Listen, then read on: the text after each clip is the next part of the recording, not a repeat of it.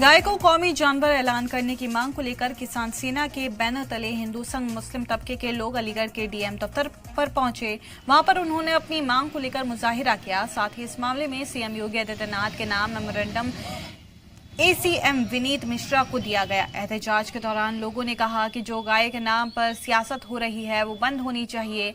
गाय के नाम पर लोगों को फंसाने का काम किया जाता है। सभी एमएलए अपने यहां से तजवीज पास कराकर मरकज को भेजें। गाय को नेशनल एनिमल ऐलान किया जाए।